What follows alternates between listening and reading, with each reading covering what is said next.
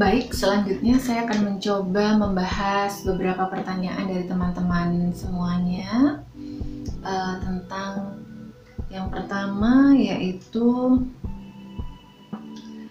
tentang sindrom Tourette ya. Jadi Kak,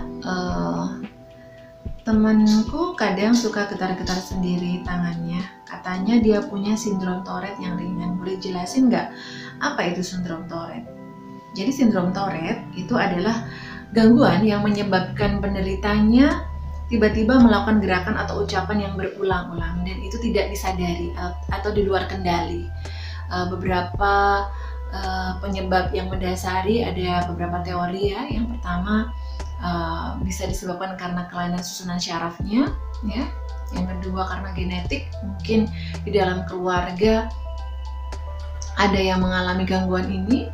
Penyebab pastinya memang belum diketahui sampai saat ini, dan seringkali sindrom Tourette ini muncul juga gejala-gejala kecemasan yang lainnya disebabkan dia mengalami kendala dalam bersosialisasi dengan orang lain, menimbulkan rasa rendah diri yang akhirnya dia timbul kecemasan manakala dia harus berkomunikasi di khalayak umum ya, berkomunikasi dengan orang lain, sehingga penanganan yang komprehensif tentunya dibutuhkan agar tidak terjadi bertambahnya gejala-gejala kecemasan atau depresi pada seorang dengan sindrom Tourette ini. Yang kedua adalah pertanyaan yang kedua, yaitu aku sering bilang depres sama orang tua terutama ibu, tapi mesti ditanggapinya itu gara-gara kurang ibadah atau kurang bersyukur. Gimana itu ya? Memang pada beberapa dalam kultur masyarakat kita seringkali memang masalah perasaan, masalah emosi, gangguan terkait hal ini itu kurang mendapatkan perhatian yang cukup ya. Seringkali masalah fisik atau gangguan fisik itu jauh lebih seseorang jauh lebih aware, lebih peduli seperti itu dibandingkan gejala terkait emosi atau perasaan. Memang beberapa ada yang mengatakan depresi itu terjadi karena kita kurang bersyukur, terjadi karena kita kurang iman atau imannya kurang baik seperti itu. Tetapi tidak sesederhana itu ya, seseorang itu mengalami depresi. Lebih daripada dia kondisi yang kurang bersyukur, karena depresi ada juga penyebabnya bukan karena dia memiliki masalah yang jelas-jelas dia memiliki masalah, bahkan kadangkala tidak ada masalah yang jelas, mereka ini bisa mengalami gejala-gejala depresi. Memang banyak faktor yang bisa menyebabkan seorang itu mengalami gejala depresi, entah itu mungkin coping atau cara dia pengelolaan masalahnya tidak bagus, mungkin dia ada riwayat pola pengasuhan yang tidak bagus sehingga menimbulkan ketidakmatangan dalam kepribadian, sehingga lebih mudah atau rentan mengalami gejala-gejala depresi. Nah, ini memang membutuhkan penjelasan atau informasi yang cukup agar seseorang bisa memahami apa itu depresi ya. Jadi buat yang sudah mendapatkan informasi tentang depresi ini, kondisi depresi ini merupakan sebuah gangguan yang cukup serius ya. Memang depresi ini ada dari depresi ringan sampai depresi berat, tetapi depresi yang berat kadangkala bisa langsung menjadi depresi berat, atau kadangkala diawali dari depresi ringan atau depresi sedang kemudian berlanjut menjadi depresi berat. Jika kita mengenali lebih awal, lebih dini tentang gejala-gejala depresi yang tadi saya sebutkan, trias depresi itu, yaitu rasa murung yang berlarut-larut hingga sampai 14 hari, kemudian diikuti berkurangnya energi dan berkurangnya semangat, menurunnya energi dan menurunnya semangat, maka itu sudah kondisi yang dimana perlu mendapatkan penanganan sesegera mungkin ya. Yang ketiga, teman aku ada yang melakukan hal-hal bodoh termasuk cutting alasannya broken home, padahal orang tua dia masih utuh, tapi dia merasa orang tuanya tidak peduli. Intinya aku pengen nanya, gimana sih seharusnya sikap kita ke orang kayak gini? Dia tahu cutting itu salah, tapi dia nggak nemu cara lain untuk mengekspresikan rasa sakitnya. Jadi ketika kita menghadapi seseorang yang itu menyelesaikan masalahnya dengan cara cutting, ya memang salah satunya adalah membuat dia sadar bahwasanya jika dia tidak berusaha untuk mengubah caranya dia menyelesaikan masalah, dia akan terus melakukan itu berkali-kali, ya. Jadi yang pertama, mungkin kita bisa memberikan empati kepadanya, ya.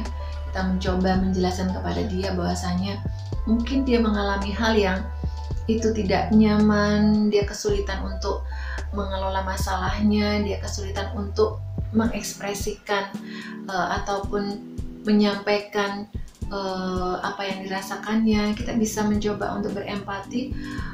Mungkin kita tidak memiliki solusi terhadap masalahnya, tapi mungkin kamu bisa mengkomunikasikan atau sharing tentang apa yang terjadi, sehingga itu pun juga bisa menghentikan perilakunya, sehingga caranya dia untuk mengelola masalah tidak selalu larinya adalah dengan cara cutting seperti itu, ya. Oke. Yang keempat, apa penyakit mental yang paling sering tidak terdeteksi oleh mahasiswa dan bagaimana cara mendeteksi dan menyembuhkannya? Penyakit mental yang paling sering mungkin gangguan cemas, ya, mungkin ya, antara gangguan cemas, gangguan depresi yang tidak disadari, mungkin pada saat penyelesaian tugas yang berlarut-larut, ya, tidak kunjung selesai, penundaan terhadap tugas tersebut. Mungkin kita perlu gali apa yang terjadi, ya, apakah dia mungkin mengalami gejala-gejala dari gangguan cemas ini, mengalami gejala-gejala dari gangguan depresi, sehingga permasalahan terkait studinya itu bisa diatasi segera.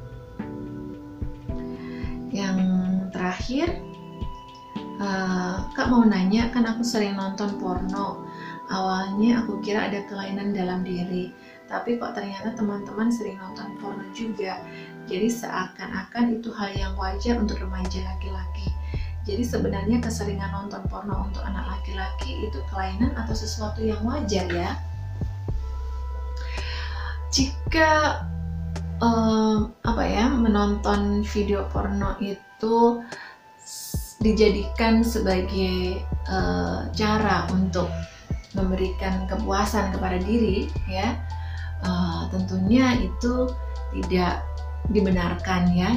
Apalagi biasanya ketika seorang mencari cara menyenangkan dirinya atau mengisi kekosongannya dengan cara seperti ini, biasanya rentan untuk mengalami ketagihan, terus menontonnya lagi dan menontonnya lagi. Apabila tidak menonton, kemudian ada timbul rasa gelisah, cemas, khawatir, perasaan tidak nyaman, sehingga kembali lagi menonton. Bahkan durasinya pun bisa jauh lebih lama lagi dibandingkan yang pertama, ya.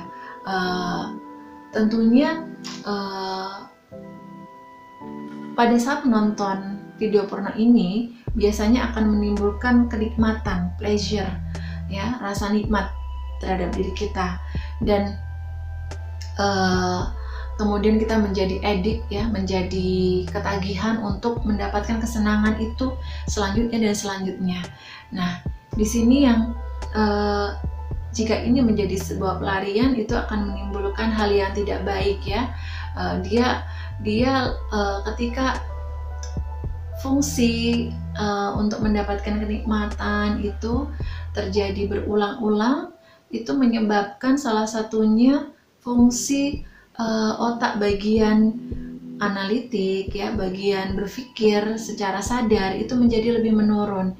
Jadi dia lebih mengesampingkan tentang mungkin norma-norma, dia mengesampingkan tentang ini baik atau tidak baik, yang penting saya mendapatkan kesenangan saat ini, saya membutuhkannya karena saya merasa gelisah, saya merasa tidak bahagia, dan akhirnya cara-cara itu berulang dan tentunya itu akan sangat merugikan buat kita. Sehingga penting sekali bagi kita untuk bisa menyadari segera dan kemudian melatih diri untuk tidak melanjutkan perilaku itu, apalagi jika itu sudah menjadi ketagihan, dan mencoba untuk mengubah cara kita mengolah masalah dengan cara yang jauh lebih sehat, ya, dengan mungkin kita berbagi dengan teman yang dipercaya, mungkin kita berolahraga, mungkin kita menggeluti atau memiliki hobi yang bermanfaat, hobi yang positif, itu tentunya jauh lebih menyehatkan untuk kita.